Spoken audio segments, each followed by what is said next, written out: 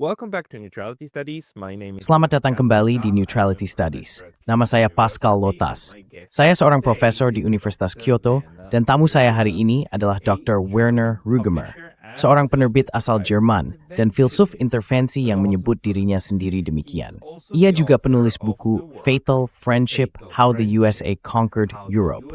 Inilah yang ingin kita bahas hari ini. Jadi Werner, selamat datang. So Werner, welcome. Werner Rugemer. Hello. Halo, this time you beswar you. Thank you for coming online and thank you for writing this book. Terima kasih sudah hadir secara daring, dan terima kasih juga telah menulis buku ini. Sangat penting bagi kita untuk membahas berbagai cara di mana Amerika Serikat saat ini memiliki pengaruh yang kuat di Jerman dan di Eropa secara umum. Mungkin Anda bisa sedikit membawa kami menelusuri isi buku Anda dan bagaimana Anda mendekati topik ini. Dari mana titik awalnya? This topic, where's the starting point? First World War. Ya, Perang Dunia Pertama merupakan titik balik dalam hubungan antara Amerika Serikat dan Eropa. Sebelum Perang Dunia I, bank-bank Eropa dari Amsterdam, Frankfurt yang membiayai industrialisasi Amerika Serikat. Sebagai contoh, kedua pihak dalam Perang Saudara Amerika dibiayai oleh bank-bank Eropa. Have been financed by European banks. Nordvaren Stat maus tu Nempelrun. Werner Rugemer. Yes, in the 1860s. Yes. Ya, pada tahun sebelum babatat 60-an ya. Dan setelah Perang Saudara, industrialisasi di Amerika Serikat berkembang sangat pesat. Perang Dunia Pertama kemudian menjadi titik balik dalam hubungan ini, karena militer kekuatan Eropa begitu besar, begitu banyak orang. Jerman memiliki sekitar 10 juta tentara, Inggris 10 juta, Prancis 10 juta, dan Italia kira-kira sama. Namun mereka tidak memiliki cukup sumber daya untuk mempersiapkan perang. Jadi Wall Street lah yang memberikan kredit kepada kekuatan perang Eropa. Dan perusahaan-perusahaan Amerika seperti United Steel dan DuPont yang memasok senjatanya. American companies delivered the weapons. And this is the very interesting point. Dan inilah poin yang sangat menarik. Hingga hari ini, pemerintah Amerika di bawah Presiden Woodrow Wilson mengatakan, kami tidak akan pernah terlibat dalam perang di Eropa. Kami netral. Dengan posisi itu, sebelum perang, ia memenangkan kursi kepresidenan. Namun, sejak hari pertama, pada Agustus 1914, bank-bank Wall Street dan perusahaan-perusahaan Amerika telah terlibat dalam perang. Woodrow Wilson masih berkata, kami tidak akan terlibat dalam perang di Eropa. Pada akhirnya, ketika perang sedang mendekati akhir, Wall Street berkata, tidak, kami butuh seseorang untuk membayar kredit kami. Dan mereka memerintahkan Presiden Amerika, Woodrow Wilson, sekarang kami, Amerika Serikat, akan ikut berperang di Eropa. Now we also, United States, we are entering the war in Europe. And the United President Dan Presiden S. Wilson memutuskan, sekarang kita akan mengirim militer kita ke Eropa. Militer Amerika Serikat pergi ke Eropa, dan karena para tentara Eropa sudah kelelahan, mereka tidak bisa lagi bertempur. Dengan hanya sekitar 1 juta tentara, Amerika Serikat berhasil menghentikan perang di Eropa. Dalam perjanjian di Versailles setelah perang, Presiden Woodrow Wilson menjadi pemimpin. Ihar tot inopal alip karatnes peritum bisterpergen in skorong forces. Remember, now Versailles, the Germans ten foth hared that in the sikto gem circuit. allies of the United States of America. Yara vistreu, midrain I see. Yes. Ya, maksud saya ini sangat menarik apa yang Anda jelaskan. Karena, ya, sebagian dari studi saya tentu saja membahas tentang netralitas Amerika selama Perang Dunia Pertama. Karena mereka baru ikut serta pada tahun 1917. Dan sebenarnya Anda tahu salah satu peristiwa yang paling diingat sebagai alasan Amerika Serikat ikut perang, penenggelaman kapal penumpang Lusitania. Kapal itu ditenggelamkan pada tahun 1915, bukan? Dan hal itu semacam diangkat kembali pada tahun 1912 sebagai salah satu alasan mengapa perang kapal selam tanpa batas oleh Jerman kini menjadi alasan utama Amerika Serikat harus ikut perang. Tapi Anda mengaitkannya dengan perbankan AS, dengan mengatakan bahwa bank-bank tidak ingin mengambil risiko kehilangan semua kredit, jalur kredit yang telah mereka berikan kepada Prancis dan Inggris. Stangs dapat juga memberi jalur kredit kembali ke Jerman. Did they not extend credit lines to the Germans, though? Vanna Rugema. Yes, but Ja, itu note. Jerman babri semua peritu. Jadi Wall Street itu was trying in that brilliant. credits to Germany. Inches though twin receptors number 5. Vanna Rugema. Yeah. And there is Ya. Dan ada juga sebuah peristiwa yang masih sangat menarik hingga hari ini. Karena Jerman yang malang, setelah perang, membuat perjanjian dengan Uni Soviet. Perjanjian itu disebut Perjanjian Rapallo, karena kedua negara, Jerman dan Uni Soviet, sama-sama terisolasi. Jadi mereka bekerja sama dan menjalin hubungan diplomatik, perdagangan, bahkan militer. Bagi Jerman, memiliki militer adalah hal yang dilarang. Namun karena terisolasi, demalitien with the Serfantimony Soviet the nol swarmatsi no guli de wuling tunangth. Lamermench alni kyo, on at mitznai, with semifor, step through mariniuth. This is not possible. This is forbidden. We don't accept this. And so Wall Street and American Jadi, Wall Street dan pemerintah Amerika Serikat membentuk sebuah rencana khusus yang disebut Rencana Dawes. Kamu tahu Rencana Dawes? Aku belum pernah mendengarnya. Dawes adalah seorang kepala di General Electric, seorang kapitalis terkemuka. Jadi Wall Street, melalui Rencana Dawes ini, membuat program kredit untuk Jerman agar mengakhiri hubungannya dengan Uni Soviet. Dengan kredit dari Rencana Dawes ini, Jerman bisa dan diharapkan untuk membayar reparasi. Nomamen reporsi sinedor's trustim and nime puluh tahun. Jadi Jerman nagtsbo di mamuluh tol and jumuisi kredit dan reparasi tersebut. Amarham gifau pingjin. It was a long time program. Hey, very brief intermission because I was recently banned. Hey, jeda singkat saja karena saya baru saja diblokir dari YouTube. Dan meskipun saya sudah kembali, hal ini bisa terjadi lagi kapan saja. Jadi, mohon pertimbangkan untuk berlangganan tidak hanya di sini, tetapi juga di daftar surel saya di Substack, yaitu pascalotas.substack.com. Tautannya ada di deskripsi di bawah. Sekarang, kembali ke video. Apakah ada syarat yang ditetapkan untuk rencana ini? Seperti, kamu bisa mendapatkan jalur kredit ini, tapi sebagai gantinya, Jerman hanya boleh beli senjata dari AS. Apa hal itu peteth? The US, or were there conditions like that? Vanna. No, the conditions were that Tidak, syaratnya dan kinanalik yang yakni, Jerman tak membeli produk Amerika dan mengizikun tak bank perusahaan AS. Swab, establishment of branches of United States companies Benitz, Bath, in Germany. So di Jerman. about Jadi, dalam kurun waktu sekitar 10 tahun sejak rencana Dawes tahun 1924 hingga naiknya Hitler pada tahun 1933, dalam 9 atau 10 tahun tersebut, sekitar 400 perusahaan utama Amerika Serikat mendirikan cabang di Jerman. Ini termasuk General Motors, Ford, Coca-Cola, ITT, International Harvester, dan sebagainya. Semua perusahaan besar Amerika dan bank-bank Wall Street mendirikan cabang di Jerman. banks established branches in Germany.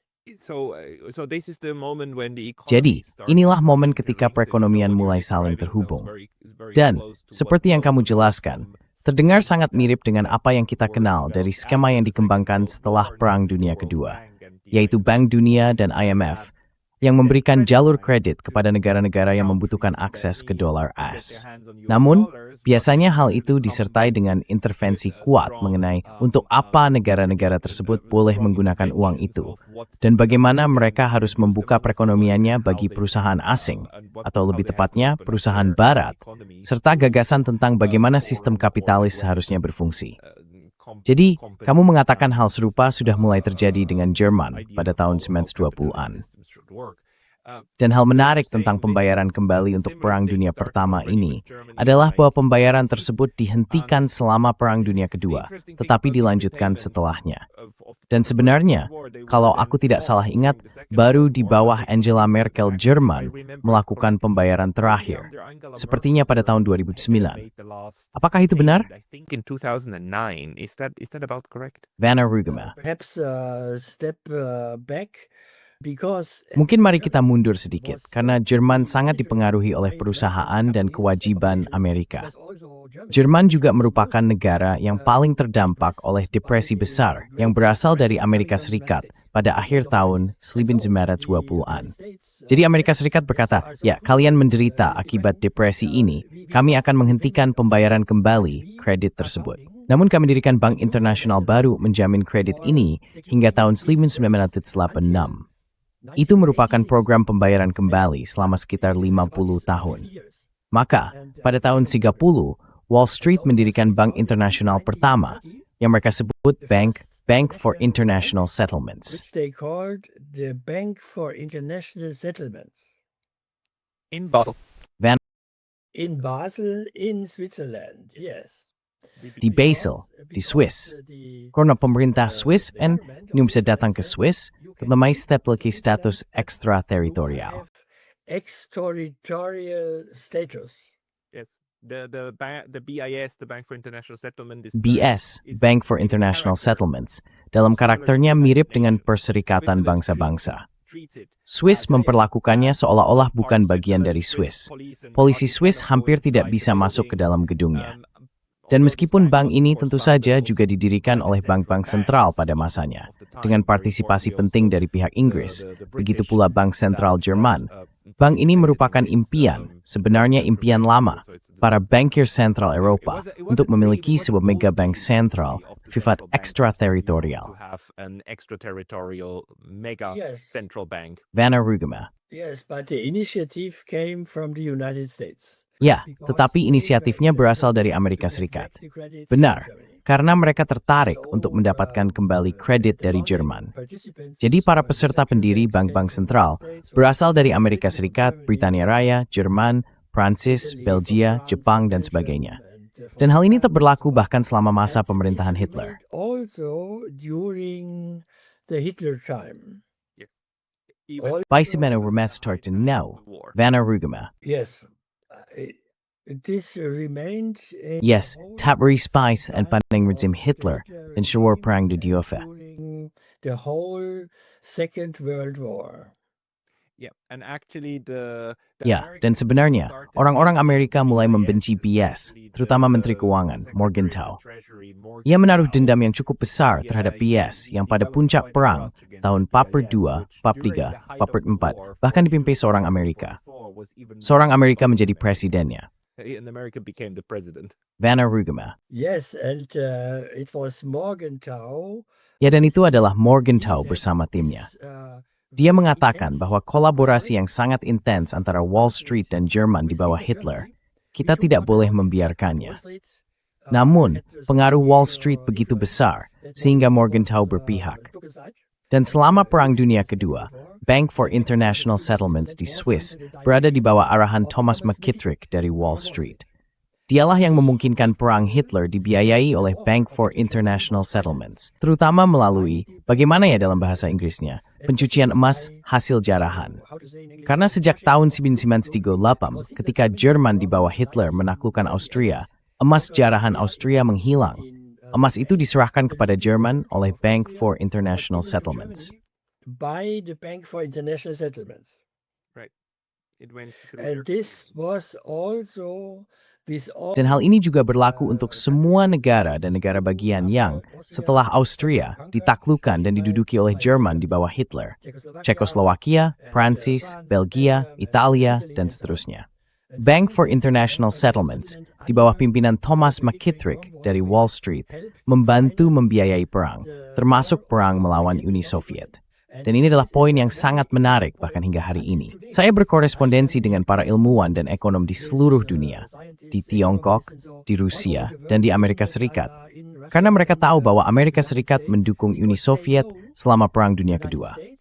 Namun hingga kini, mereka belum tahu bahwa Amerika Serikat pada saat yang sama juga mendukung Jerman di bawah Hitler dalam perang melawan Uni Soviet. Germany in the war against the Soviet Union. Did they? Inamrek machuyo. Sa bring, umprafrada ang mana. Magsop mo sebelum as ikap prograd. Entry into the war. Vanna Rugema. So between 40 No, No, the Bank for Tidak. International Settlements Bank for International Settlements mendukung dan membiayai Jerman di bawah Hitler sepanjang Perang Dunia Kedua, termasuk kampanye militer utama melawan Uni Soviet, hingga tahun 1945, akhir perang. Pada saat yang sama, dan ini merupakan perbedaan yang sangat menarik, pemerintah Amerika mendukung Uni Soviet, sementara Wall Street mendukung Jerman di bawah Hitler. Wall Street supported Hitler Germany in the same time. Yes, yes. The capitalist. Ya, kaum kapitalis mendukung siapapun yang menginginkan modal. Dan juga karena Wall Street ingin mendapatkan kembali kredit mereka, uang yang telah mereka investasikan. Maksud saya, kamu tahu, saya menulis satu bab tentang Bank for International Settlements. Jika kamu melihat bagaimana mereka bekerja, sebenarnya lembaga itu sangat didominasi. Tidak, bukan didominasi, tapi sepenuhnya dipandu oleh semangat, kami adalah lembaga perbankan. Apa yang kami lakukan adalah memberikan kredit. Kami berinvestasi. Jika bank anggota ingin mentransfer emas, misalnya bank anggota dari Austria ingin mentransfer emas ke Jerman, maka itulah yang kami lakukan. Kami hanya menjadi lembaga clearing. Tapi dalam pengertian ini ya, mereka adalah kaum kapitalis. Dan McKittrick sendiri adalah mantan orang JP Morgan, atau saya pikir seorang direktur JP Morgan, benar? Atau yang mana dia sebelum menjadi gubernur BIS? The governor of the BIS. Vanna Rugema, Thomas McKittrick, Slay Permeshward. McKittrick, yeah. He came there from a US bank. Dia datang ke sana dari sebuah bank di AS. Ya, dia datang dari Wall Street. Dan integrasi inilah titik awalnya. Integrasi keuangan yang membuat AS pada dasarnya mulai mengendalikan Eropa. Dan tentu saja, hal itu menjadi semakin nyata setelah perang melalui apa yang disebut Rencana Marshall, saya kira. Vanna Yes, this is interesting because med dividend porser tahun 2014, Marriksdepending, en sig miste perang ini bami. looking at the end of the war, founded the World Bank. Yes, Ja, de Bretton Woods, met stinget sewer. Bretton Woods, yes. That's Bretton Woods, yes. And Bretton Woods, ya. Dan itu merupakan konferensi yang jauh lebih besar bagi bank-bank sentral dibandingkan untuk BIS. Misalnya, terutama pemimpin perlawanan Prancis, Jenderal de Gaulle, yang di Bretton Woods mengatakan, kita harus mengakhiri Bank for International Settlements, karena kolaborasi mereka dengan Hitler. Namun Wall Street berkata, tidak, kita akan lanjutkan. Maka Bank for International Settlements tetap beroperasi pada saat yang sama ketika Bank Dunia didirikan, dan sebagian besar dari rencana Marshall di Eropa diorganisir melalui S di Swiss. Organized by the Bank for International Settlements in Switzerland. Yes. And you know, Ya, dan kamu tahu, hanya karena saya telah mempelajarinya secara mendalam, bahkan jika Presiden AS ingin benar-benar membubarkan Bank for International Settlements, dia tidak bisa, karena bank itu, berdasarkan perjanjiannya sendiri, tidak dimiliki oleh pemerintah. Bank itu dimiliki oleh bank-bank sentral. Jadi hanya para gubernur bank sentral, dengan saya kira mayoritas 2/3, yang benar-benar bisa membubarkannya. Pemerintah tidak bisa, pemerintah Swiss tidak bisa, Permanlath Inggris Moronberg. Bank-bank snalls jikariska bersatu, berbisa, tapi marniti akan zivlakuku. they got together, they could, and they won't. And so I think this is also Jadi, saya pikir ini juga merupakan poin yang sangat penting untuk hari ini. Karena kebanyakan orang, termasuk sebagian besar media dan sebagainya, selalu memusatkan perhatian pada pemerintah, pada presiden, seperti Donald Trump dan pemerintahannya.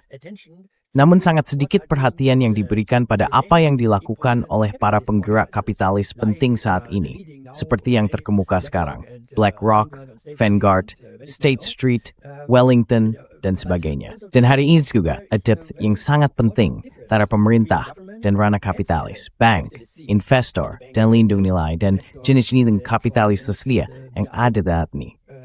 present types of capitalist organizers.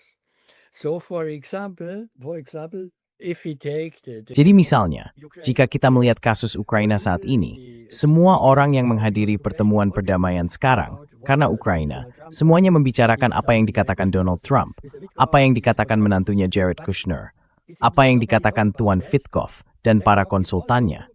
Namun tampaknya tidak ada yang membicarakan fakta bahwa BlackRock juga merupakan bagian dari tim di Ukraina yang mengatur rekonstruksi Ukraina. Dan kepentingan serta pertemuan ini tidaklah sama.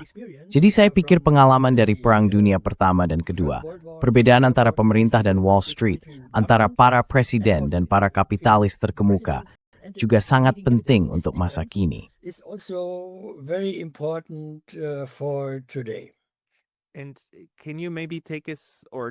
Dan bisakah Anda mungkin menjelaskan kepada kami atau berbicara sedikit tentang periode antara rencana Marshall dan katakanlah akhir Perang Dingin? Jenis integrasi keuangan baru apa yang terjadi pada masa itu? Karena bukan hanya kendaraan investasi seperti BlackRock yang beroperasi di Jerman, bukan? Maksud saya, Jerman telah terintegrasi, Jerman Barat telah terintegrasi ke dalam NATO pada tahun 1949. Ada seluruh integrasi militer, tetapi integrasi keuangan juga berjalan dan integrasi ekonomi pun berlanjut. Pilar-pilar apa lagi yang benar-benar memastikan bahwa Jerman Barat dan Eropa secara umum tidak bisa lepas lagi dari Amerika Serikat? Wiggle free again from the United States. Yes, first it is important to say that Ya, pertama-tama penting untuk dikatakan bahwa rencana Marshall dan NATO sangat erat dan terintegrasi dengan kuat. Keduanya merupakan cengkeraman yang sama atas Eropa, terutama Jerman. Hal ini juga dapat dilihat dari nama George Marshall. Selama perang, George Marshall adalah kepala staf militer Amerika. Setelah perang, ia menjadi kepala Departemen Luar Negeri dan menciptakan rencana Marshall. Kemudian, mulai tahun 1949, ia menjadi Menteri Pertahanan dan mengorganisir NATO. Jadi, orang yang sama yang mengorganisir baik rencana Marshall maupun NATO. Maka, rencana Marshall yang muncul lebih dulu untuk Republik Federal Jerman yang baru didirikan sudah ada. Sedangkan NATO baru muncul 5 tahun kemudian.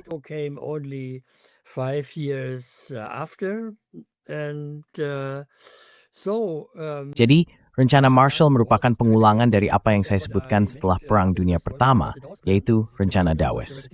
Rencana Marshall mengulang hal itu untuk situasi baru yang lebih luas setelah Perang Dunia Kedua. Tujuan utamanya adalah agar di Jerman dan juga di seluruh Eropa Barat, pasar terbuka bagi produk-produk Amerika. Untuk kendaraan Amerika, mobil Amerika, Coca-Cola, dan semua produk di mana Amerika Serikat menjadi produsen utama. Dan yang kedua, istilah kedua adalah pembentukan cabang-cabang perstrain dan bank AMI yang jauh lebih luas, serta yang baru, pendiri secabang usaha emis. McKinsey bukan gas di Prancis dan Tillerson. In Germany and in France and so on. Kau tahu, beberapa orang berpikir bahwa rencana Marshall berarti Amerika Serikat memberikan banyak uang kepada negara-negara Eropa. Tapi yang sebenarnya terjadi adalah AS mulai membayar perusahaan-perusahaan Amerika untuk mengirim barang ke Eropa guna membangun kembali, bukan? Jadi pada dasarnya, itu adalah uang AS untuk perusahaan dan barang-barang AS. Bagi orang Eropa, salah satu hal yang paling menarik adalah bahwa bahkan Swiss ikut serta dalam rencana Marshall, meskipun negara itu netral dan tentu saja tidak terlibat dalam perang. Namun, Swiss menjadi jalur utama bagi negara-negara Eropa Barat untuk mendapatkan akses ke pasar AS dan mencapai industrialisasi serta integrasi ekonomi yang dibutuhkan saat itu untuk membangun kembali setidaknya sebagian dari Eropa Barat. Vanna Rugema. Yes, as you say, it is Nedikers gebruik true growth. Ether kvanken is the gracie. It's the martse. It was a domination by the United States. Ya, karena sistem Amerika Serikat kemudian diterapkan di Eropa, yang tentu saja tetap berada di bawah kendali AS. Jadi, contoh lain, apa yang Anda miliki tentang bagaimana Amerika Serikat menerapkan kendali atas, katakanlah, infrastruktur ekonomi Eropa? Let's say economic infrastructure. Vanna Rugema. Yeah, it was economic infrastructure. Ya, itu tentang infrastruktur ekonomi dan juga pembentukan dinas rahasia, terutama di Republik Federal Jerman.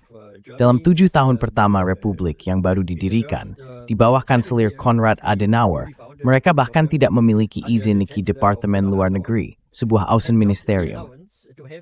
State Department, Außenministerium. Remember, Mujime Dinichi when tlog the Fury scene. Yes. Yes, no, it was the Ya, ya. American Itu adalah High Komisaris Tinggi Commissioner Amerika. Service Function. Itulah jabatannya, Komisaris Was John Tinggi. McCloy, Dia adalah John the McCloy, former president mantan of the Presiden Bank Bank Dunia. for the Untuk founding pendirian of Republik the, Federal Jerman, dia datang dari Bank Dunia untuk menjabat sebagai Komisaris Tinggi dalam pendirian Jerman Barat. Dan itu terjadi pada tahun 49, bukan? Western German Republic, And that was in 1949, right? 1949. Yeah. Excellent. En Meilenbauch. Republik Federal Nationale Stigmannen, Republik Democratic German, Mibentok. Tamlimun teister German bird bebloed met de moeilijke band de Gero. Net de hall, a bit though, Flima met Kam. It became part of NATO in 54. Vanna Rugema. But yeah, it was And period. in Chain Manmal, Republik Federal German is die Bruder Bauveduken. Van? Jadi, Commissioner Tinggi, John McCloy, na may gabatan itu untuk Republik Federal German yang malidawi, yung gits di matathos, buwait. Republic of Germany to continue the occupation right. Yes, yes. Ja. This, Is going to umbralen jutsuin German mafro. Parvus na the text to deling. Is a using it this kind nine you. Boots on the ground, they remained. Vanna Rugema. yes, and the United States opened. Ya, dan Amerika Serikat membuka sekitar 30 pangkalan militer di Republik Federal Jerman. Komisaris Tinggi menangani außenpolitik, kebijakan luar negeri. Dan juga, misalnya, Republik Federal Jerman tidak memiliki dinas rahasia sendiri. Amerika Serikat melalui CIA mendirikan departemennya sendiri untuk Jerman. Departemen itu disebut organisasi Gehlen karena mereka mengambil seorang mantan anggota dinas rahasia Hitler dan bersamanya mereka mendirikan dinas rahasia Jerman yang baru. Namun selama 7 tahun pertama, departemen itu tetap menjadi bagian dari CIA. Beberapa tahun 1996, departemen tersebut menjadi kantor Jerman di bawah otoritas pemerintah federal. Regime of the federal government. Apa nama serta 1956? Vanna Rugema. Is Bundesnachrichtendienst. So even today's Mekaning Geheimdienst yang disebut Bundesnachrichtendienst. Itu simbol unikan Jerman. Lembaga tersebut sebenarnya berawal sebagai kantor cabang CIA. actually as a CIA branch office. Vanna Rugema. Yes. Okay, I didn't know. And Ya, jadi pada tahun-tahun pertama, Republik Federal Jerman masih berada di bawah pendudukan, bukan di bawah kepemimpinan Komisaris Tinggi AS. Dan ketika Republik Federal Jerman, melalui Komisaris Tinggi John McCloy, memperoleh hak untuk memiliki Außenministerium sendiri, Kementerian Luar Negeri sendiri, itu dengan syarat bahwa Kanselir Konrad Adenauer sendiri akan menjadi kepala kementerian tersebut. Adenauer himself to become the leader of the Foreign Office. Ah, Ke, imnya squivry stamp time is jam. Minister of Germany. Yes. Okay. Ja, dan ik remember. Net is fancier. Daf je whispered myth that's kept out of let's seek him in thing fall. Of Foreign Office. Which is highly problematic. Hal ini sermasalah menurut konstitusi Jerman Barat. Karena konstitusi tersebut pada dasarnya memisahkan fungsi-fungsi ini. Setidaknya, sekarang memang demikian. Now it does. Vanna Rugema. Yes, this condition was Ya, kondisi ini ada karena Adenauer, kanselir pendiri, sudah diawasi dengan ketat oleh Komisaris Tinggi. Jadi Amerika Serikat dan Komisaris Tinggi dapat yakin bahwa dengan Adenauer sendiri yang mengambil alih Kementerian Luar Negeri, mereka bisa mempercayai bahwa ia akan melakukan segala sesuatunya dengan cara yang benar. we can sure that he makes all right. Mm. Let's fast forward a little bit into like the later part. Mari kita maju sedikit ke bagian akhir Perang Dingin, atau bahkan ke periode pasca Perang Dingin. Apa saja cara paling penting di mana AS dan Jerman tetap terhubung, terutama setelah reunifikasi? Semua hubungan ini, tentu saja, sudah sangat dipahami pada saat itu. Mikhail Gorbachev lah yang berkata, "Baiklah, mari kita satukan kembali dua Jerman. Kami tidak keberatan, silakan, karena semua janji tentang tidak bergerak sedikit pun ke arah timur dan sebagainya." Jadi berkata, silakan, lakukan reintegrasi.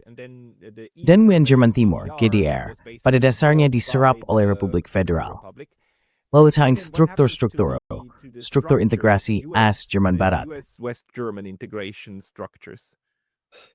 Werner Rügemer. Yes, for the so-called integration. Ja, nu eindestiger integreert Jerman Timur parti di Malin Sminmu, sebuah bortin temingen troi hand anstalt. Which has been called a Treuhandanstalt.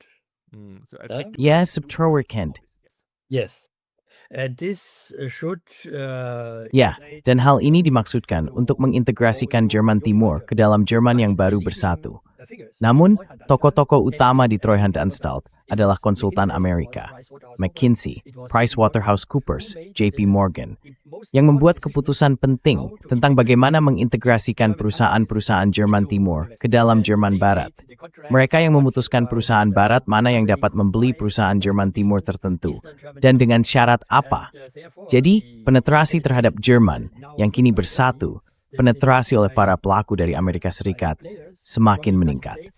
Dan satu hal penting lainnya adalah bahwa NATO tidak dibubarkan seperti Pakta Militer Timur, Pakta Warsawa, melainkan justru terus berkembang. But the NATO continued to expand. Right. And there is a very Dan ada kondisi yang sangat menarik terkait perluasan NATO setelah tahun 1990. Hingga hari ini, semua negara Eropa Timur, tanpa pengecualian, harus terlebih dahulu bergabung dengan NATO. Dan baru setelah itu, mereka bisa menjadi anggota Uni Eropa. Tidak pengecualian. Semua negara Eropa Timur, Polandia, Hungaria, Rumania, Kroasia, semuanya harus masuk NATO terlebih dahulu. Dan saat ini, ada negara-negara Eropa Timur yang sudah menjadi anggota NATO, tetapi belum menjadi anggota Uni Eropa. Misalnya, Makedonia Utara dan Albania adalah anggota NATO, tetapi mereka tidak memiliki peluang untuk bergabung dengan Uni Eropa dalam beberapa tahun mendatang. Ja, Werner Rügemer. I think this is very Untuk IMAP sangat penting. It's tidak enigmas in Nibal Ford in thisnya. and so on. So there are of course a Jadi couple tentu of saja, beberapa negara menjadi anggota Uni Eropa, tetapi bukan anggota NATO. Austria, Swedia.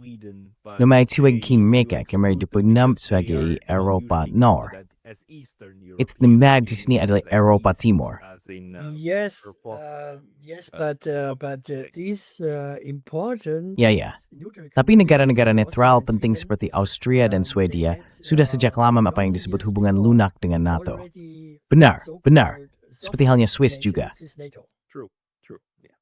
Like also Switzerland. Huh? Yes. Ya, Werner Rügemer. So also. Jadi, tentara dan personel militer dari Swiss dan Austria juga ikut ambil bagian dalam perang di Afghanistan. In Afghanistan. Yes, through the Partnership for Peace and Ya, others. melalui kemitraan untuk perdamaian dan skema kerjasama bilateral lainnya. So, Ya, jadi jika kita membahas hal ini hari ini, dan tentu saja, kita sedang berada dalam fase yang sangat ekstrem, di mana pemimpin Jerman juga merupakan mantan eksekutif puncak BlackRock. Itu seperti, kamu tahu, dia benar-benar mewujudkan skema integrasi antara keuangan AS dan politik Eropa ini.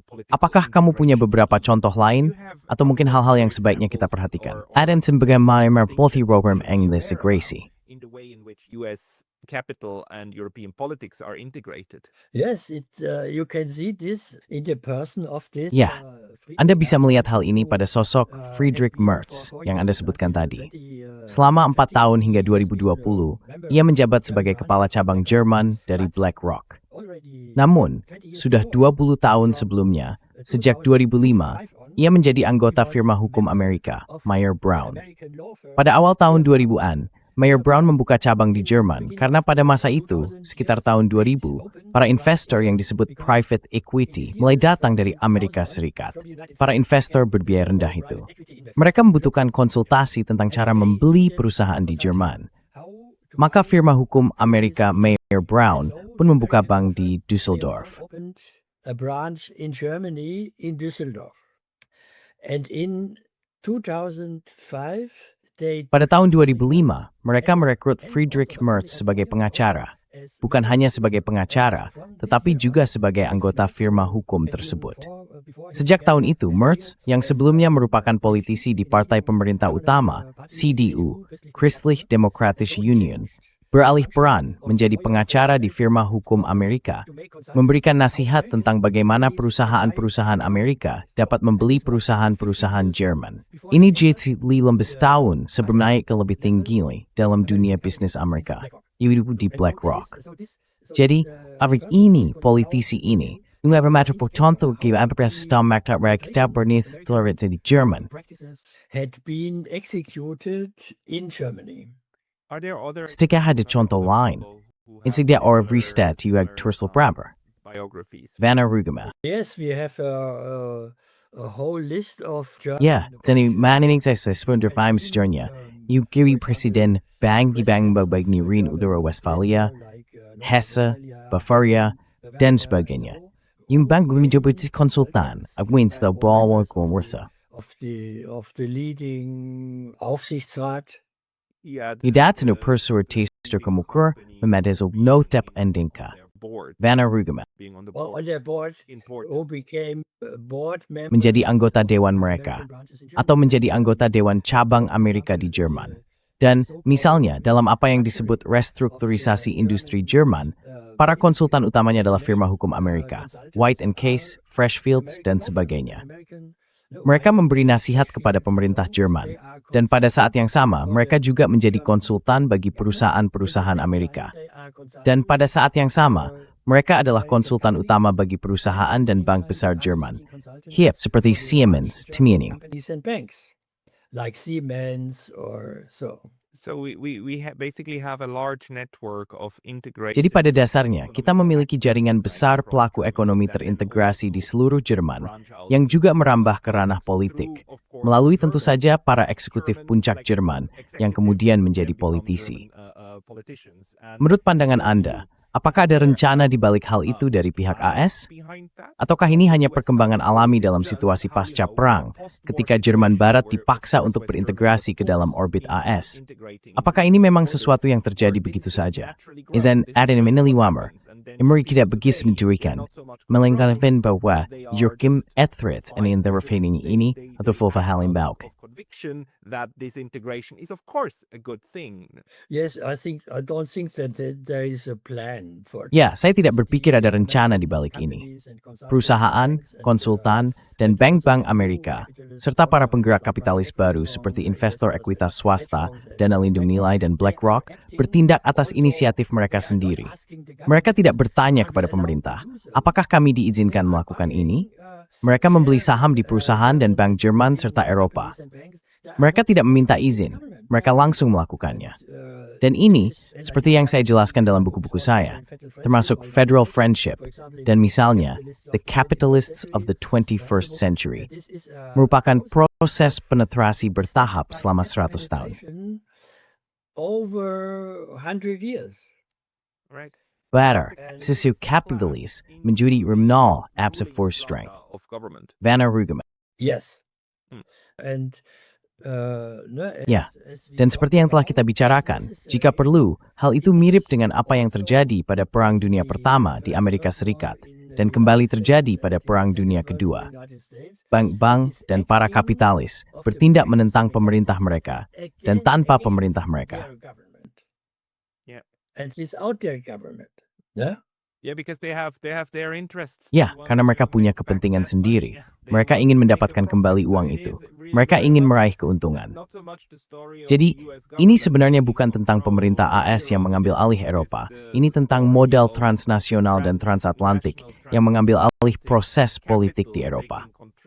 Of the political process in Europe. Vanna Rugema. Yes, but as we Ya, tetapi seperti yang kita bicarakan tentang Perang Dunia Kedua, sebagian dari pemerintah Amerika, terutama Departemen Keuangan di bawah Morgenthau, sangat menentang kerjasama Wall Street dengan rezim Hitler.